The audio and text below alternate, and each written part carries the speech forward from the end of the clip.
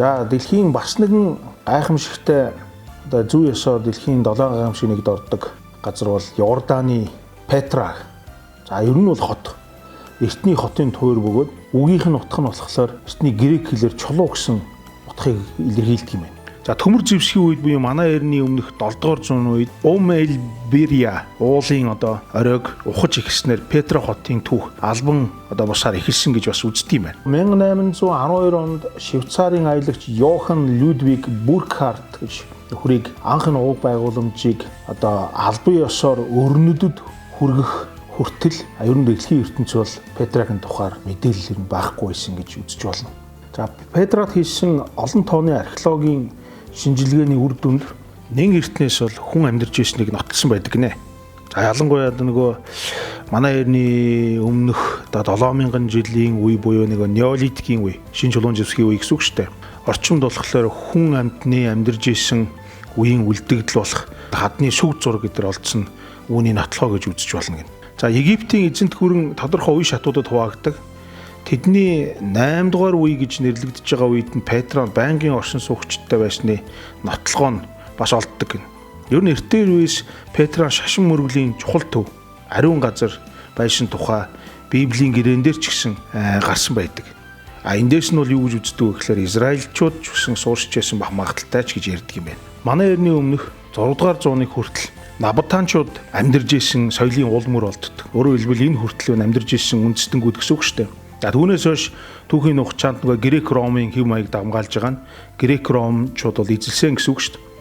За Набатанчууд нөгөө ертөнцид одогсдоо хагас агуу хэлбэрийн бунханд одоо хадан ханаа ухаж бунхан болгоод оршуулдаг гэж үздэг. Петрагийн барилгуудын үлдцийг харвал Набатануудын барилга хийж Грек Ромын урлагийн аль альных нь хэм маягийг хосолсон байдлаар агуулсан байгааг нь харж болно.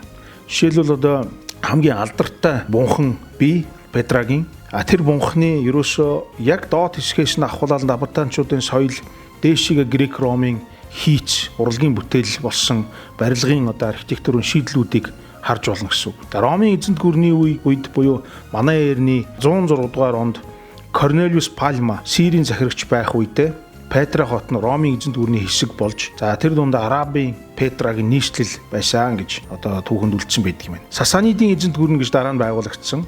Энэ үед болохоор шинэ Персийн давталгаа ширүүж байгалийн гамшиг үе тохиолдож дээрээс нь Арабын худалдааны гол төв болох Петра шинэ барилга байгууламжууд одоо дахин барьж байгуулахад нь хориг саад болоод ерөнхийдөө бол мөхсөн гэж үздэг юм байна л да. Нийгмийн хариуцлагаар тэргүүлэгч Energy Resource.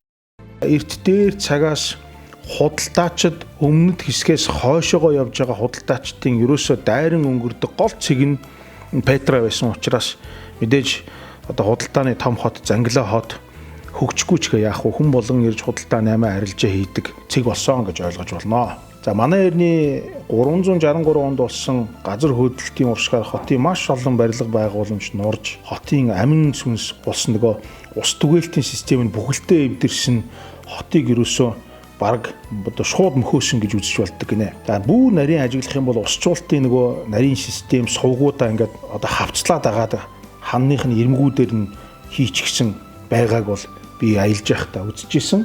За манай эртний 537-оос 593 оны үед хамаарах за 140 гаруй түүхийн үлдэц бичмэл дурсгалууд бол олдсон байдаг. За эдгээрийн ихэнх нь гэрээ хилцлүүд байсан нөгөө хот маань хэрхэн өндөр хурдцтайгаар хөгжиж байгааг одоо харуулах нотлогоо болдго юм байна. За дундад зууны үед бол Петра бол үндсэндээ адлын явдал хайгчид аянчин гийчтэй очих дуртай хамгийн гайхалтай газруудын нэг болчихсон байсан. 13 дугаар зууны үед Египтийн султан Бейбарс одоо орхигдсон хотын туйрыг үзэжсэн гэж түүхэн тэмдэглэгдээд үлдсэн байдаг юм байна. За сүүлийн үед бол Америкийн нэгдсэн улсын Юта мужийн их сургуулийн археологч Филипп Хамонд гэж хүн бараг 40 жилийн Петрод одоо наривчлсан судалгаа шинжилгээнүүдийг хийж өнөөгийн Петрагийн гол мэдээлэл зүйлүүдийг сэргээн гаргаж ирсэн гэж үздэг юм байна. Жил ирэх тусам болсны одоо нөгөө тонуулчид Эрдэнсийг хайр найргүй тоноод уг байгууламж улам бүр хүнд байдалд орж байна. Жишээлбэл Ганхүү бид хоёр 2017 онд Петрагаар аялсан. аяллаа тухай нэвтрүүлэг киногоо хийсэн. За бид хоёр яг очингууд террорист халдлага бас нэлээд гарчсан үе байсан. Бас дроноор нисгэхэд нөгөө Петрагийн нарийн нандин хан дээр сийлсэн гой байгууламж зураг дурсгал юмнуудыг нь болохоор дрон цохиж унгаж гимтэх мөн уулан дээгүүрээ явах хадан хясаа руу авирах зэргийг бол хоригдчихсан байсан. Яг бид нар бол гэхдээ дээгүүр нь явж очиж мөн Петрагийнхаа гол одоо тэр бунхны дээрээс бид нэр зураг авч ийсэн, ярилцлага өгч ийсэн тийм зураг хийсэн. За эдгээр нь юу харуулж ийнө гэхээр Петра бол жил ирэх тусам харж хянаж одоо тордохгүй бол асар их одоо байдлаар эвдэрч гимтэж байгааг илэрхийлж. Тэр чинь маш их жуулчин ирдэг. Нэг орохдоо $75 хураамж төлж орно. Бид нар ингээ хавцлаар ингээ явж байхад бол хавцлын хоёр ханаар сийлсэн нөгөө сийлбрүүд ингээ бүр ингээ хэвэршчихсэн. За мэдээж тэр чинь нөгөө асар том газар хөдлөлтөөс гадна үер усны шалтгаанаас болж ингээд хавцлуудаар дүүрсэн чулуу, элдв, шавар эднэрт донд байснаасаа болоод маш олон жил байсан. Тэрнээсээ болоод нөгөө Петрагийн үндсэн гол ханан дээрх элдв янзын гоё хээ чимэглэл сийлбрүүд бол бас устж өвөө болсож байгаа тийм дүрс ажиглагдж байсан. Union Pay your way. За Петра бол маш их сонирхолтой бас нэг зүйл нь юу гэхээр Холливуудын буюу бусад маш олон газруудын кино зураг авахтаа бүр зорж очдог маш их тийм гайхалтай газруудын нэг. Нөгөө бидний сайн мэддэг нэг Indiana Jones гэдэг кино байдаг шүү дээ. Тэр киноны зургийг The Last Crusade гэж кино байдаг, Mortal Kombat байна, Annihilation-ы зураг байна, Mummy Returns гэдэг кино байж, Transformers байж, Revenge of the Fallen гэдэг аимшигтай олон одоо бидний үзэх дуртай гой кинонуудын зургуудыг яг энэ буцлуудаар тэгээд хавцлыг үргэлжилсэн урт хөндийнүүдээр зураг авалтыг хийсэн байд. За хавцал бол дангаараа зүгээр яг ингээд алхаад явах юм бол нэг булангаас одоо амнаасаа гэсэн үг шүү дээ.